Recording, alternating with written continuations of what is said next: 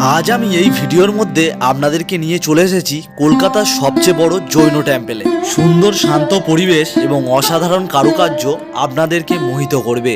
আপনারা যদি একবেলা শান্ত নিরিবিলি পরিবেশে কাটাতে চান তাহলে এই মন্দিরটা আপনাদের জন্য একটি আদর্শ জায়গা। এবং এই মন্দিরটির সঙ্গে আরও 3টি মন্দির রয়েছে এর পাশে, সেগুলো এই ভিডিওর মধ্যে আপনাদেরকে ঘুরিয়ে দেখাবো। এখানে আপনারা কিভাবে আসবেন, কখন কখন এই মন্দিরগুলো ওপেন থাকে, টাইমিং কি রয়েছে, সবকিছু থাকছে আজকের এই ভিডিওর মধ্যে। তো চলুন ভিডিওটি শুরু করা যাক। আমি এখন রয়েছি বিধাননগর রেলওয়ে স্টেশনে। এই মন্দিরটিতে আসার জন্য সব থেকে সহজ রুট হলো ট্রেন পথে। আপনারা যে কোনো রেলওয়ে স্টেশন থেকে চলে আসুন বিধাননগর রোড রেলওয়ে স্টেশনে।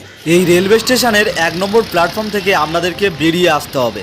এখানে বেরিয়ে আসলে এখানে পেয়ে যাবেন আপনারা অটো স্ট্যান্ড। এখান থেকে অটো ধরে বা বাসে করে আপনাদেরকে চলে আসতে হবে গৌরীবাড়ি লেনে। তো অটো বা বাসে করে আসলে আপনারা ঠিক এই মোড়টাতে নেমে যাবেন। আপনাদেরকে গৌরীবাড়ি লেনের মোড়টাকে দেখিয়ে দিই। এটাই গৌরীবাড়ি লেন। এখান থেকে খান্না হাট শুরু হয়। আর এই দিকটাই দেখতে পাচ্ছেন যেই পোলটা এখানে এসে শেষ হচ্ছে। এপার দিয়ে দেখুন বিধাননগর থেকে আসছে এই বাস অটোগুলো। আপনারা এই জায়গাটায় ঠিক নেমে যাবেন। এই দেখুন বাসটা এসে দাঁড়িয়েছে। এই জায়গাটায় আপনারা নেমে গেলে এই পাশ থেকে দেখুন একটা রাস্তা চলে গেছে। এই রাস্তাটা দিয়ে আপনাদেরকে সোজা হেঁটে যেতে হবে। বিধাননগর থেকে বাস বা অটোতে করে আসতে ভাড়া পড়বে মাথা পিছু 10 টাকা করে। এছাড়াও যদি শিয়ালদা থেকে আসেন তাহলে শিয়ালদার দিক থেকে খান্নার দিকে যেই বাসগুলো আসে সেই বাসে করে চলে আসবেন এবং এই জায়গাটায় নেমে পড়বেন। এই দেখুন বাসগুলো এসে দাঁড়াচ্ছে, এখানটায় নামবেন। এবং যারা ভাবছেন যে মেট্রো করে আসবেন, মেট্রো করে আসলে নিয়ার বাই মেট্রো স্টেশন হলো শোভাবাজার সুতানুটি। তারপর ওখান দিয়ে আপনারা অটোতে করে এখানটায় পৌঁছে যেতে পারবেন। এবারে এই গৌরীবাড়ি লেনের রাস্তাটা দিয়ে আপনাদেরকে যেতে হবে। তো এই রাস্তাটা দিয়ে আপনাদেরকে মাত্র 5 মিনিট পায়ে হেঁটে যেতে হবে। 5 মিনিট এই রাস্তাটা দিয়ে সোজা হেঁটে আসার পর আপনাদের সামনে এরকম মন্দিরের চূড়াগুলো চোখে পড়বে। তো আমি এখন পৌঁছে গিয়েছি মূল মন্দিরটির মেন গেটের ঠিক সামনে। মূল মন্দিরে প্রবেশ করার সময় রাস্তার দুধারে দেখতে পাবেন এমন সব চিত্র, যেগুলো দেয়াল দুটির দুদিক জুড়ে রয়েছে। এই চিত্রগুলির নিচে রয়েছে জৈন ধর্মের নানা নীতিকথা, তার সঙ্গে এই চিত্রের মধ্যে নানা কারুকার্য। এগুলোকে দাঁড়িয়ে দেখতে অবশ্যই আপনাদেরকে বাধ্য করবে। এই পরেশনাথ মন্দিরের এখানে টোটাল 4টে মন্দির রয়েছে। তো সবার প্রথমে আমরা দর্শন করব এই মূল মন্দিরটি। মূল মন্দিরে প্রবেশ করার এটি হলো মেন গেট। দেখতেই পাচ্ছেন গেটটা কত সুন্দর। মন্দিরটি প্রবেশ করার সময় এখানেই সামনে দেওয়া রয়েছে মন্দিরের ওপেনিং টাইম। তো সকাল 6:30 থেকে দুপুর 12টা পর্যন্ত মন্দির ওপেন থাকে, তারপর মন্দির বন্ধ হয়ে যায়, তারপর আবার ওপেন হয় দুপুর 3টা থেকে সন্ধ্যে 7টা পর্যন্ত। মন্দিরের গেটের মধ্যে অসাধারণ কারুকার্য আপনারা লক্ষ্য করতে পারবেন। ওপরের দিকে রয়েছে সূর্যদেব এবং তাকে 4টি ঘোড়া মিলে ঘিরে রয়েছে। এখান দিয়ে ভিতরের দিকে প্রবেশ করলে ভিতরের কারুকার্য দেখে মনে হবে আপনি হয়তো রাজস্থানের কোনো মন্দিরে চলে এসেছেন, কারণ মন্দিরের ভিতরে এত সব সূক্ষ্ম কাজ রয়েছে যেগুলো দেখলে আপনার মন প্রভাবিত করবে। যেমন এই জায়গাটাই দেখতে পাচ্ছেন পাথরের কাজ রয়েছে, তার সঙ্গে ফাঁকা জায়গাগুলোতে ফুল চাষ করা হয়েছে এবং ওপরের দিকে এরকম মূর্তি রয়েছে, যার ওপরের দিকটায় আবার একটা টব বসানো গাছ রয়েছে। এখানে এই একটি জায়গা না, প্রত্যেকটা জায়গায় এরকম সুন্দরভাবে সাজানো এবং তার সঙ্গে রয়েছে মাঝখানে সব এরকম বসার সিট। আপনারা চাইলে এই শান্ত নিরিবিলি পরিবেশে এই সিটগুলোতে বসে সময় কাটাতে পারবেন অনেকখানি। 1867 খ্রিস্টাব্দে রায় বদ্রীদাস বাহাদুর মুকিম নামক এক প্রভাবশালী জৈন ব্যক্তি এই মন্দিরটি স্থাপন করেন। মূল মন্দিরটির সামনেই আপনারা দেখতে পাবেন রায় বদ্রীদাস বাহাদুর মুকিমের একটি মূর্তি। ইনি এই মন্দিরটিকে স্থাপন করেছিলেন। প্রধান মন্দিরটি 23তম জৈন তীর্থঙ্কর পার্শ্বনাথকে উৎসর্গ করা হয়েছে। এই মন্দিরটিতে জৈনরা পূজা করেন 23তম তীর্থঙ্কর পরেশনাথের। সমগ্র পশ্চিম ভারতের জৈন সম্প্রদায়ের মানুষদের কাছে এই মন্দিরটির গুরুত্ব অপরিসীম। তাদের প্রধান তীর্থস্থান হিসাবে এই মন্দিরটি বিখ্যাত। মন্দিরটির মাঝ বরাবর এখানে একটি ফোয়ারা দেখা যাচ্ছে, কিন্তু মন্দিরের ফোয়ারাটা এখন বন্ধ রয়েছে। এই ফোয়ারার যেই মাঝখানে স্টিকটি রয়েছে, এটা দেখতে পাচ্ছেন কত সুন্দর পাথর দিয়ে কারুকার্য করা। এখানে সব সুন্দর সুন্দর পাখির সব মূর্তি করা রয়েছে।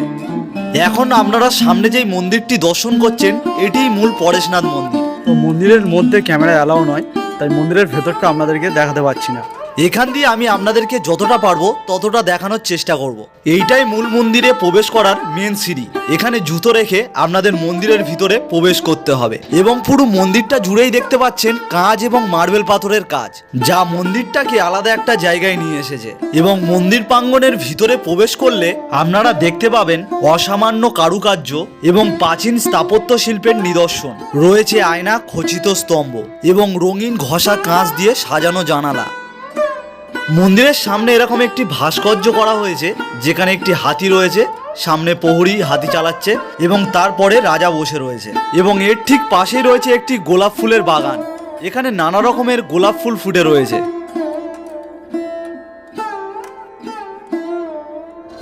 আপনারা এখানে এই জিনিসটাকে দেখুন, এই মাছের মুখ থেকে এখান দিয়ে জল পড়ছে আর এই জলটা চলে যাচ্ছে এখানে যে গোলাপ গাছগুলো রয়েছে এই গোলাপ গাছেতে।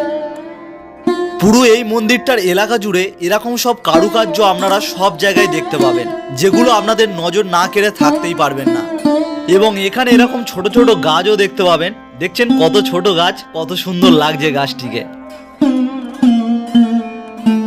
এবং মন্দিরটার একদম সামনের দিকে রয়েছে এরকম সুসজ্জিত একটি পুকুর। এই পুকুরের জল দূষিত হয়ে যাচ্ছে বলে এখানে আটা, বিস্কুট, পাউরুটি এগুলো ফেলতে বারণ করছে। আর এই দেখছেন পুকুরটি কত সুন্দর, এর মধ্যে মাছ, কচ্ছপ এগুলো রয়েছে।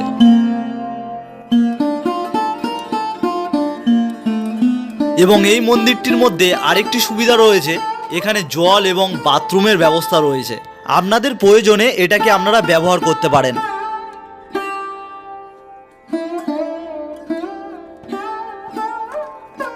এই পরেশনাথ মন্দিরের পুকুর পাড় থেকে সামনেই দাদাজির মন্দিরটা দেখা যায়। এবারে দর্শন করব আমরা ওই মন্দিরটি। পরেশনাথ মন্দির থেকে বার হলেই ঠিক সামনেই রয়েছে দাদাজির মন্দির। এইটাই এই মন্দিরের এন্ট্রি করার মূল গেট।